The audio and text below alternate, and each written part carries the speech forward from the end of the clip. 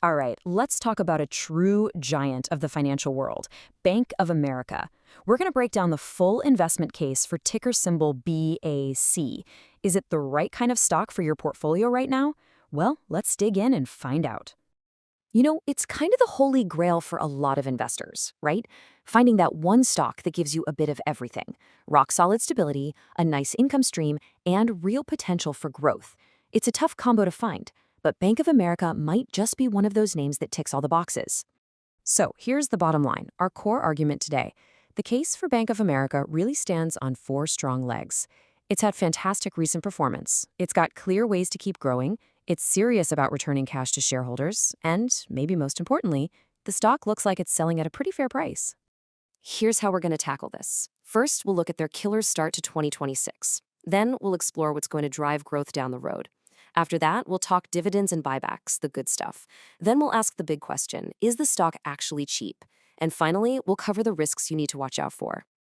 Okay, let's jump right into the numbers. Bank of America really came out of the gate swinging in 2026 with an absolutely blockbuster first quarter. Just take a look at these highlights. Revenue popped up to $30.3 billion. That's a healthy 7% increase from the year before. But wow, the real story here is the earnings per share, which just exploded by 25%. And on top of all that, they handed back a massive $9.3 billion to their shareholders in just one quarter. And get this, it wasn't just that the numbers were good. They were way better than what the experts on Wall Street were predicting. They beat expectations on both revenue and earnings, which is a huge sign that the company's underlying business is incredibly strong. So, how'd they pull this off? Well, that's the beauty of their business model. This wasn't a one-trick pony. The success came from everywhere: their regular consumer banking, their wealth management for rich clients, their global banking operations, all of it. That diversification is what makes them so resilient. A strong quarter is, well, it's great. But as investors, we're always looking ahead. So the real question is, what's going to keep this momentum going? What are the big growth drivers for Bank of America? They've basically got a four-part plan. First, growing net interest income. That's the classic way banks make money: the spread between what they earn on loans and pay on deposits. Second is their massive wealth management business, which brings in consistent fees. Third, they're all in on tech and AI to get more efficient. And fourth, they're in a great spot to benefit when investment banking picks back up. And if you want to see just how serious they are about technology, get a load of this number. Their AI assistant, Erica, has already handled over 3.2 times billion interactions with customers.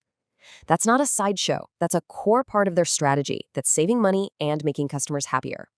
So you add all that up, and what do you get? Well, Wall Street is definitely paying attention. The general agreement is that we could see earnings per share grow by around 16% for the whole year, with total revenue topping $121 billion. Not bad at all. Okay, now for the part that a lot of us really care about: getting paid. Let's talk about how Bank of America shares the wealth directly with the people who own the stock. Right now, this stock is paying a dividend that works out to a yield of just over 2%. Think of it as a steady paycheck you get 4 times a year just for being an owner. It's a really nice, reliable income stream. And here's why that dividend is so solid. Their payout ratio is only around 30%.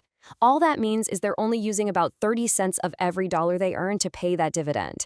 A low number like that is fantastic. It means the dividend is super safe and has tons of room to grow in the future. And this isn't just a promise for the future. Look at their track record. They have a history of reliably bumping up that dividend payment over time. That's the kind of consistency long-term investors love to see. This all sounds fantastic, right? But it all comes down to one crucial question: is the stock a good deal at its current price? Let's break down the valuation. When we look at the key numbers, the stock looks pretty reasonably priced. Its forward price to earnings ratio is sitting around 12. But what's really compelling is the PEG ratio, which is just under 1. For a lot of value investors, a PEG ratio below 1 is a classic green flag, suggesting a stock might be undervalued compared to its growth prospects. And this slide really paints the picture. The stock is trading at about $54 a share, but the average analyst who covers the company thinks it should be worth almost $61. That's a pretty significant gap between where it is and where the experts think it's headed. So, what's the final verdict from the pros? Overwhelmingly, it's a moderate to strong buy. If you translate their price targets into potential returns, you're looking at a possible upside of 13 to 15% over the next year. And that's before you even count that 2% dividend. Now, hold on. Before we get too carried away, no investment is a sure thing. To be smart about this, we absolutely have to look at the other side of the coin. What could go wrong for Bank of America? The risks here are pretty much what you'd expect for a banking giant. The biggest one is the economy itself. If things slow down or interest rates go haywire, that hurts. Then you've got constantly changing government regulations, plus fierce competition from other big banks and those nimble fintech startups. And of course, you always have to worry about things like credit defaults or big global events. So to wrap it all up, here's the entire investment case in a nutshell. You've got solid growth from different parts of the business. You've got a dependable income stream from a dividend that's likely to keep growing. The stock seems to be trading at a good price with plenty of upside, and it's all wrapped up in one of the most important, too-big-to-fail banks in the world with a rock-solid balance sheet. Look, Bank of America isn't going to be the most exciting, high-flying stock in your portfolio, but it's an absolute powerhouse that is delivering results on all fronts. So the real question is for you to answer. Does this particular mix of stability, income, and steady growth match up with what you're trying to achieve as an investor?